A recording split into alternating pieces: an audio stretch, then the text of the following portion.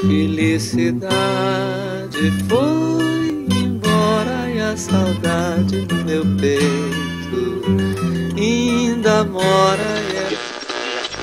Felicidade brilha no ar como uma estrela que não está lá. Você vai rir sem perceber. Felicidade é só questão de ser. Tristeza não tem fim. Felicidade sim.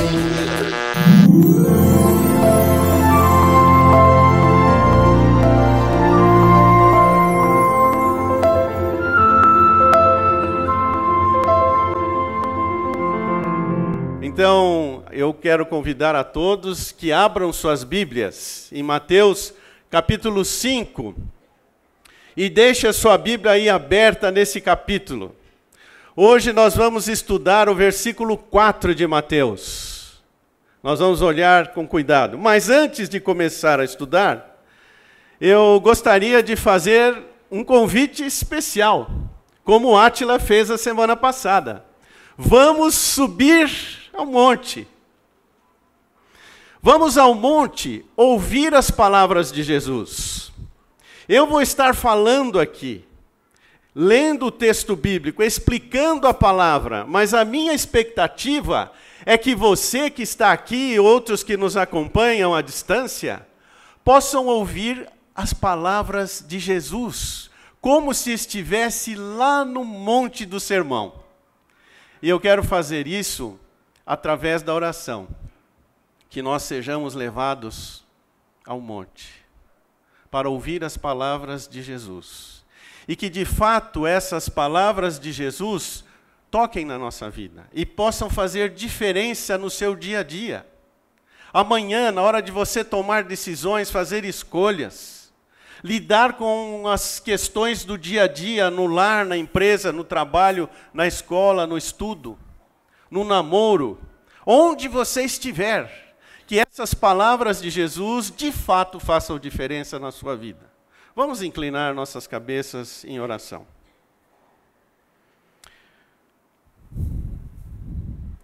Bondoso Pai, nós estamos nesse momento reunidos aqui no nome desse Jesus. E nós queremos ser transportados pelo Senhor ao monte. Queremos ouvi-lo como se estivéssemos lá. Que o toque de Jesus, que o olhar de Jesus, que os gestos de Jesus nos alcancem. Que as suas palavras cheguem até o nosso coração. Que nós possamos continuar essa caminhada na busca da verdadeira felicidade que nós encontramos em Jesus. Ó Deus, eu peço que Tu operes esse milagre nos nossos corações hoje. Ouvir o Senhor falar conosco é um milagre, que só o Senhor pode fazer. Quantos ouviram as palavras de Jesus? Mas nem todos experimentaram o milagre, o toque, a revelação. E eu te peço, ó Deus, nesta noite, que a revelação do Teu Espírito Santo alcance os nossos corações. De fato, de verdade, para que tenhamos uma real experiência com as palavras de Jesus. Eu peço em nome dele. Amém. A nossa afirmação, através dessa série, sempre será essa. A felicidade está no andar com Deus. Não há outro caminho, não há outra maneira, não há circunstância que possa oferecer esta felicidade. A felicidade que não é transitória, que ela começa nesta vida e se projeta para a eternidade. Então, você deseja a felicidade, você quer ser feliz? Nós queremos e devemos andar com Jesus. devemos andar com Deus, devemos conhecer a sua palavra, e nós ficamos muito alegres quando nós observamos na nossa escola bíblica muitas pessoas estudando esse livro. Porque é através do estudo da Bíblia que você vai caminhar, conhecer a Deus, a Jesus, sua palavra. Eu quero hoje mostrar o segundo passo no caminho da felicidade, que é o choro. Então, hoje, eu espero que nós entendamos o que é o choro. Quando Jesus diz aí no texto: bem-aventurados os que choram, porque serão consolados. Este é o segundo passo no caminho da felicidade. Nós ouvimos o primeiro: bem-aventurados os humildes de espírito, porque deles é o reino dos céus. Essa segunda bem-aventurança tem um caráter de futuro. O verbo é usado no futuro. Eles serão consolados. Mas você vai perceber na evolução do estudo e da reflexão que esse consolo e essa felicidade começa aqui e se projeta para toda a eternidade. O choro precede o consolo e a felicidade. Nós não podemos inverter esta ordem na caminhada com Jesus.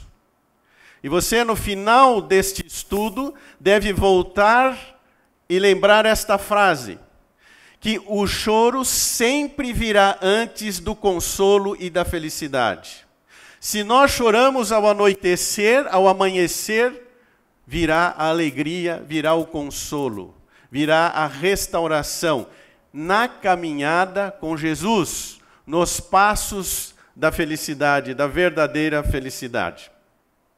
Hoje eu vou mostrar 3 coordenadas do segundo passo do caminho da felicidade.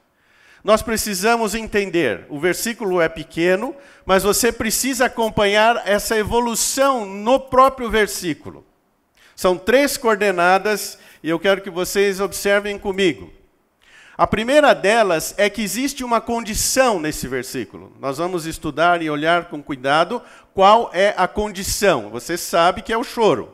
Nós vamos observar. Há uma causa. Nós sabemos que há choro por diversas causas, motivos. O choro resultante da alegria não está considerado nesse texto, porque quem chora de alegria não precisa ser consolado. Então ele não está contextualizado aqui. É o choro que demanda consolo, que promove consolo no final. E uma consequência. Então, nesse segundo passo, para que nós entendamos, é necessário entender que há uma condição, uma causa e uma consequência. Aproveite as palavrinhas com C, que vai facilitar você memorizar. A primeira é a condição. É preciso chorar. Você já parou para pensar o que é o choro? O que acontece com você quando você chora, quando eu choro? Aliás, um machismo na nossa cultura estabelecido ali, eu aprendi a vida toda que eu não podia chorar. Homem não chora. Você já ouviu essa frase algum dia? Homem não chora. Quem chora é só a mulher. Engano. Falso. É preciso chorar. E o choro manifesta uma profunda reação de tristeza, inconformidade, lamento e pranto. Isso é o choro. Eu quero exemplificar isso de algumas maneiras. Isso que Jesus está ensinando, ele vai totalmente no sentido contrário daquilo que o pensamento humano ensina, aquilo que o mundo transpira, o que o sistema instalado nesse mundo ensina. Ele diz: você precisa ser autoconfiante, independente, vencer na sua própria força. Jesus diz: você não é nada, Renato. Você é menos que nada. Você é miserável. Você precisa ter total dependência de Deus. Bem-aventurados os humildes, que nós estudamos o domingo passado. Na sequência, o que é que nós observamos? O mundo diz, você precisa estar sempre lá em cima, sua autoestima saudável. Você precisa ser uma pessoa inabalável. Você precisa passar uma imagem que você não erra, que você acerta todas, que você vence todas, que você tem vantagem em tudo. Jesus diz outra coisa, sentido completamente oposto. Você precisa reconhecer e lamentar o seu fracasso. E nós somos formados com o pensamento do mundo, somos enganados. E nós achamos mesmo que nós somos bons. E nós não aprendemos a fazer o autoexame, olhar para as nossas fraquezas, olhar para as nossas limitações e chorar.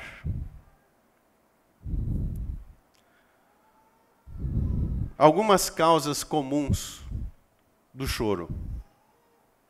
Geralmente o choro está relacionado à perda.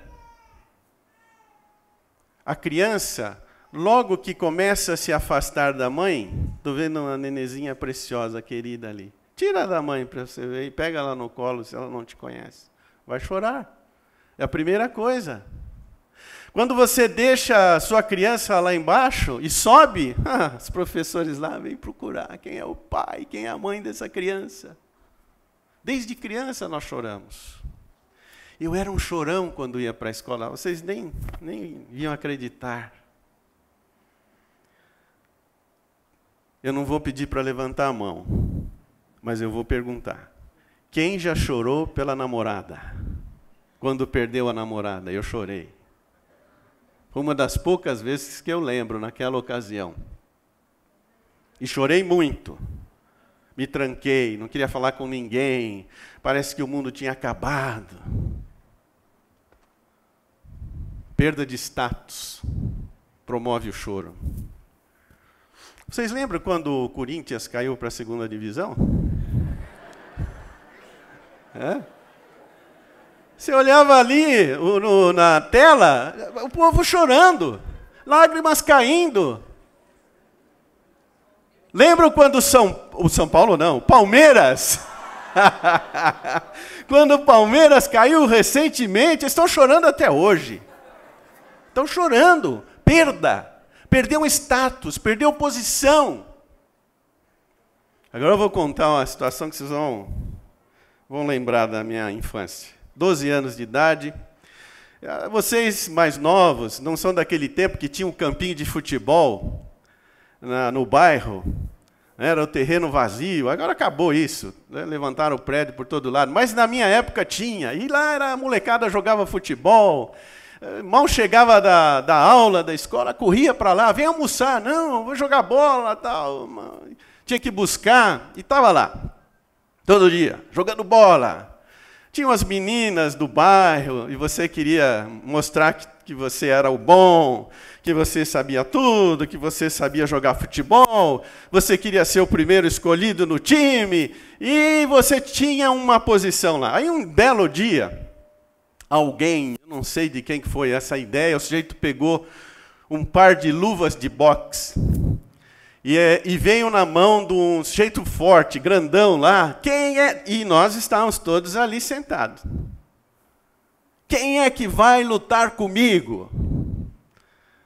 Eu não era tão gordinho assim, né? Eu era mais magrinho. E ninguém se levantava, ele era mais alto. Não é possível que ninguém vai. Eu vou. Pôs as luvas, ele lá do lado, fizemos um ringue no meio do campinho, todo mundo em volta, e eu fui. Dei o primeiro passo, foi o suficiente para eu levar um soco, e me jogou no chão, eu fiquei meio desacordado. Sabe como eu levantei? Chorando, porque eu tinha sido humilhado. Eu achava que eu era o bom. e tomei um soco que fui ao chão, saí chorando, procurando um pedaço de pau para bater no sujeito. Perdi a cabeça junto. Mas olha, nada desse choro está sendo considerado aqui. Esse é um choro passageiro. Do jeito que vem, vai. O choro que está em foco aqui na Escritura, nas palavras de Jesus, no monte, é a perda da comunhão com Deus decorrente do pecado. Esse é o choro que está em foco. Quando eu erro perante Deus, minto, e essa mentira fica na minha mente, e eu fico vendo como eu posso me livrar da mentira, e aí eu tento esconder minha primeira reação, e jogo outra mentira em cima. Mas o que Jesus está falando é, chore a sua mentira. Chore o seu pecado, porque você será consolado. Você será feliz, porque você vai experimentar uma ação de Deus no seu íntimo e no seu coração.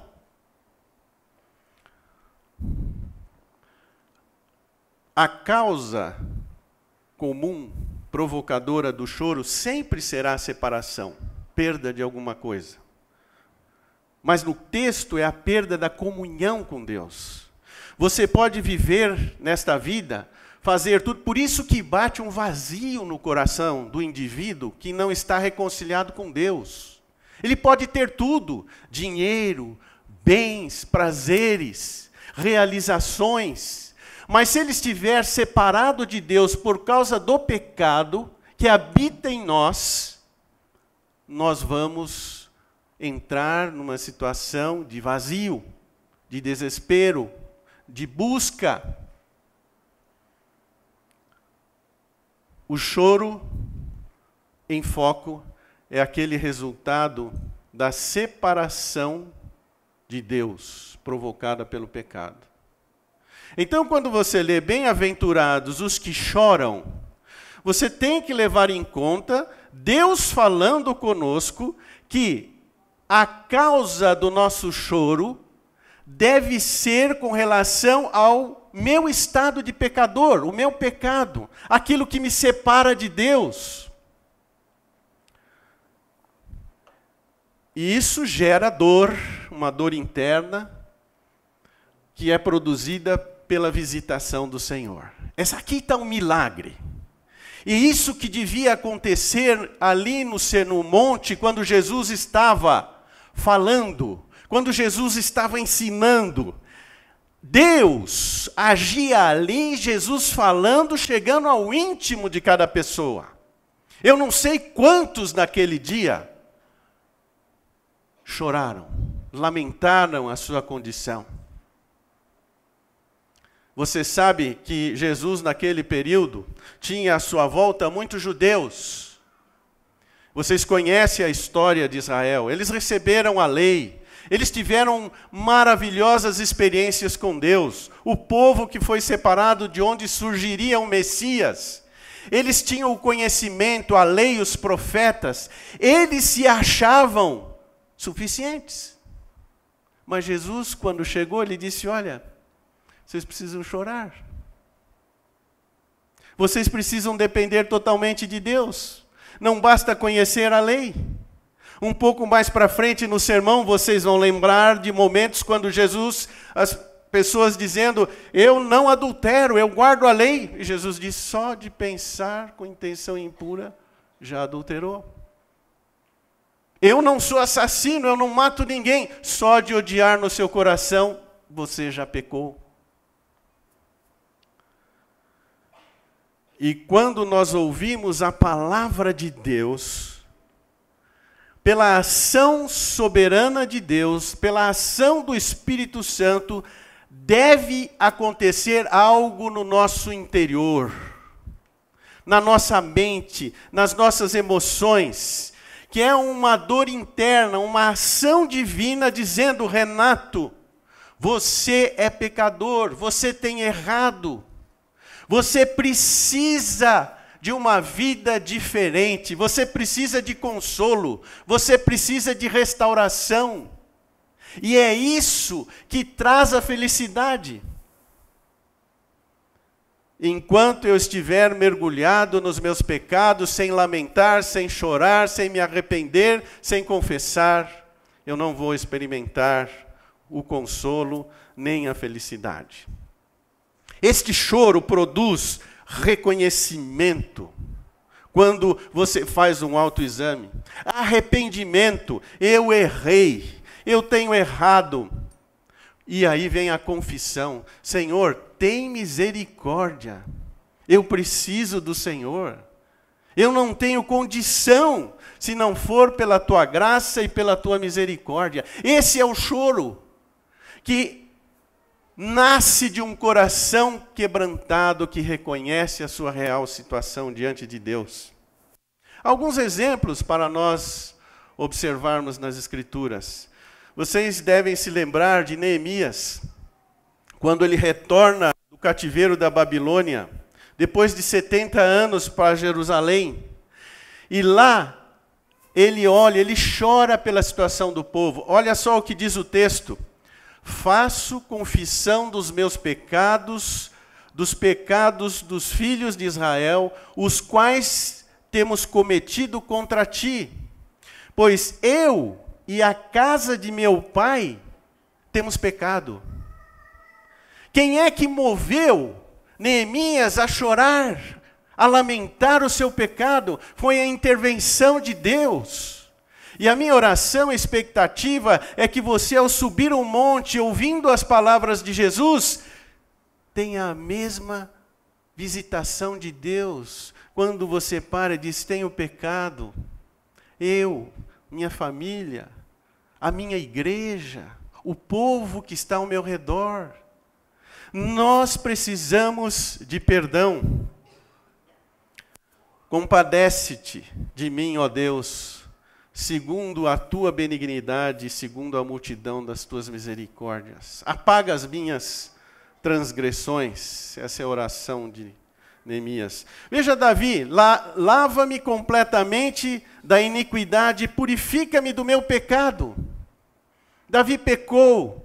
Davi foi confrontado pelo profeta Natã. E aí ele chora, ele lamenta, ele se arrepende. No Novo Testamento, quando você olha a carta de Tiago, você vai ler isso. Chegai-vos a Deus, e Ele chegará a vós outros. Purificai as mãos, pecadores, e vós que sois de ânimo dobre, limpai o coração. Afligi-vos, lamentai e chorai. Converta-se o vosso riso em pranto, e a vossa alegria em tristeza. Humilhai-vos na presença do Senhor, e Ele vos exaltará. Quando que nós fazemos isso? Quando o Senhor nos visita e nos convence do nosso erro, das nossas falhas, do nosso fracasso, do nosso pecado. Isso deve acontecer a partir do momento que eu ouço as palavras de Jesus e eu digo, eu quero caminhar com o Senhor. Eu quero trilhar no caminho da felicidade. E isso pode ser todos os dias, quantas vezes isso for necessário. Por isso Jesus utilizou aqui o verbo os que choram, que sugere a prática contínua. É um indivíduo que chora, continua chorando por causa da sua situação, por causa do seu pecado. Então ele se humilha, ele se arrepende, ele confessa o seu pecado diante de Deus e tem uma experiência de renovo, de saúde espiritual. Nós temos também consequência, uma consequência. E a consequência que aparece aqui no texto é consolo, conforto. Mas esse consolo e esse conforto precede o choro. Se eu não parar, se eu não me humilhar diante de Deus, se eu não reconhecer o meu pecado e se eu não chegar diante dele e dizer, Senhor, tenho pecado, tenho falhado, os meus pensamentos viajam, eu agrido, eu me afasto das pessoas, eu não sei me relacionar, falo palavras que machucam pessoas, tenho pessoas que se afastam e eu preciso do renovo. Eu preciso de felicidade, eu quero caminhar feliz. Por isso tem muitos discípulos de Jesus que andam tristes, com tristeza no coração. Não experimentam a felicidade, a alegria, a paz. Quantos de nós saudamos uns aos outros com a paz do Senhor? Mas será que essas palavras estão tendo verdadeiramente sentido na nossa vida? E nós temos a paz conosco?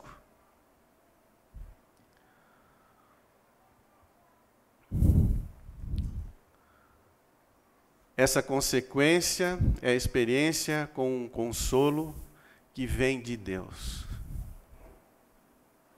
Vocês, nós, seremos consolados pelo próprio Deus. Isso é maravilhoso, isso é fantástico. Isso pode ser sua experiência. E pode ser sua experiência hoje. Hoje. Você que nos visita pode sair aqui consolado, porque esse consolo começa aqui e se projeta para a eternidade. Consolo que promove perdão, restauração, renovo e novidade de vida. Essa é a consequência que Jesus aponta aqui no Sermão do Monte. Que a verdadeira felicidade, ela pode ser, de fato, uma experiência real, mas para aqueles que experimentam o consolo que vem de Deus, que é o perdão do pecado, que é a restauração, que é a renovação, que é o conforto, que é uma projeção de vida diferente, renovada, como uma nova criatura. E isso só pode acontecer pela intervenção de Deus. Há um texto paralelo citado aqui no versículo 4 do capítulo 5, que foi profetizado por Isaías, apontando para Jesus, para o Messias, que viria para cumprir entre a humanidade um papel restaurador e libertador. Acompanhe comigo no texto, se você tiver sua Bíblia, pode abrir para Isaías 61, os 3 primeiros versículos de Isaías 61.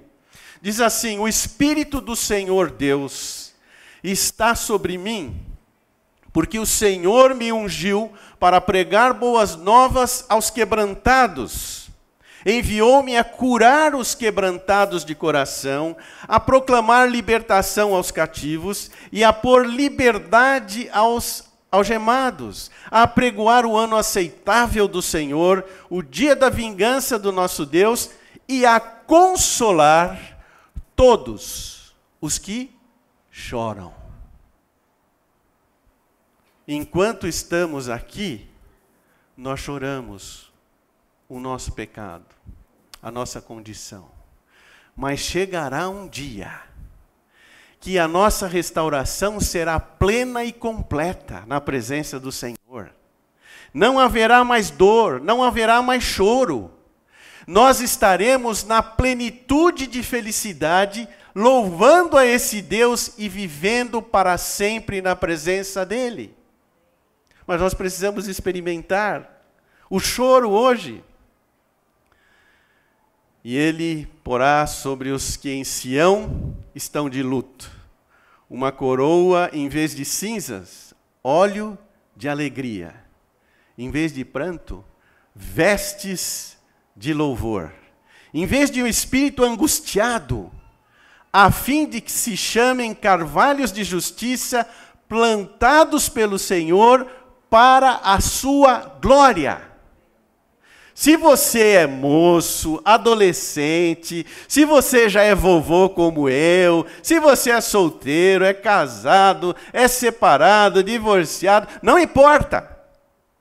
O convite que Jesus está fazendo é para que você lamente, chore, sim, o seu fracasso, o seu pecado, e Ele promete consolo, perdão, paz, libertação e alegria no seu coração.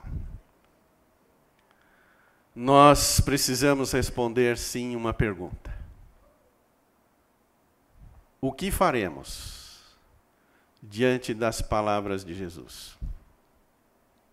Vocês sabem que há relato bíblico de que algumas pessoas, depois de encontrar com Jesus, pararam, ouviram, ficaram tristes, viraram as costas e se foram. Porque esse momento de visitação, de conhecimento, de revelação, é algo feito pelo próprio Deus. Por isso nós oramos aqui no início. Por isso que eu oro nesse momento pedindo que Deus nos visite. E que se houver choro aqui, seja um choro decorrente da visitação de Deus na nossa vida.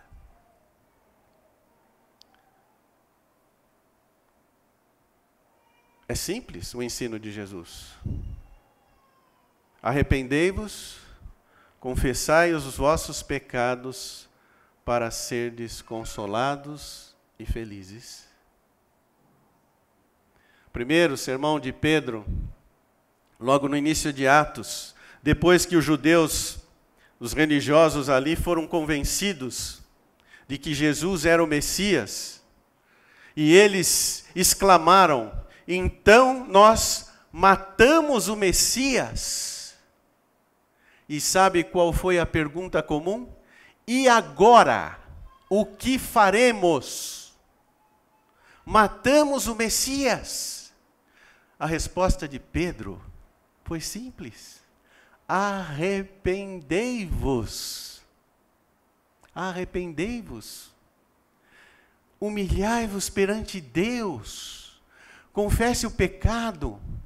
E cada um seja batizado para a remissão dos pecados em nome de Jesus. Por isso que nós batizamos e vamos fazer um batismo no dia 17.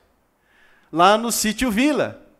Queremos que seja um dia de festa, de celebração. Você vai levar o seu almoço e nós vamos todos almoçar com você, juntos lá. Vamos dividir os pratos, mas vamos celebrar. Porque pessoas entenderam que havia choro procedente de arrependimento, de confissão de pecado. Eu não sei o que cada um passa e atravessa no dia de hoje. Nós podemos estar algemados por uma situação de muitos anos, amargurados, doentes espiritualmente. E quando a amargura brota no nosso coração, ela vai causando males terríveis, chegando a provocar doenças no nosso corpo. Ela vai se transmitindo, ela vai passando, contagiando, contaminando outras pessoas. Mas se eu parar diante da visitação de Deus, me humilhar, reconhecer que eu estou em pecado e confessar isso diante de Deus, eu vou experimentar consolo e felicidade. O moço que sai para a escola, para a universidade e para a sua atividade, seja no trabalho onde for, e mente para os seus pais, que é comum, mas muita gente usa a mentira como estilo de vida. Se o Senhor visitar o seu coração, o meu coração, eu vou chorar pela mentira. E você vai chorar pela mentira. E nós vamos ser levados ao arrependimento e à confissão. E a procurar o seu pai, sua mãe, e dizer: pai, pequei contra Deus, contra vocês. Isso é o lamento pelo pecado. E você tem a promessa na bem-aventurança de que o consolo de Deus há de cair sobre você. Quantas pessoas estão vivendo uma vida falsa no relacionamento do casamento? Tendo experiências, adulterando, tendo experiências com outras mulheres ou com outros homens, e dentro de casa. Não há choro, não há lamento pelo pecado, por isso há vazio, por isso há uma dor profunda, mas sem que haja mudança de situação. Mas quando o Senhor nos visita, eu choro o meu pecado, eu lamento o meu pecado. E eu digo, Senhor, tenho pecado contra Ti e contra a minha casa. Me perdoa. E Deus há de iniciar um processo de restauração na sua casa, na sua vida, na sua família. Eu distrato uma pessoa, porque esse vulcão adormecido que está no meu coração, ele vem à tona. E eu saio da reunião, ou do encontro, ou do almoço, ou do emprego, ou da empresa, e vou para casa tentar pôr a cabeça no travesseiro.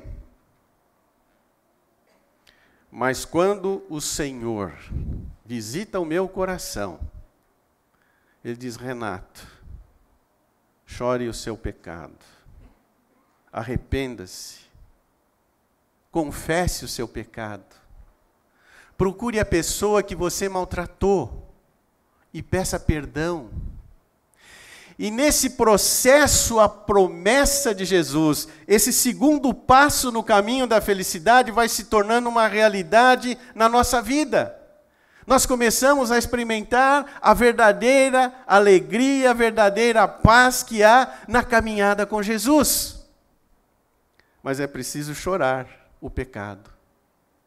Quando eu choro o pecado, me arrependo desse pecado e confesso ele, um mundo novo começa para cada um de nós. É uma experiência de vida e de vitória e de alegria. Mas isso só é feito e realizado pela visitação do Senhor, pelo poder de Deus sobre cada um de nós. Vamos inclinar nossas cabeças numa palavra de oração.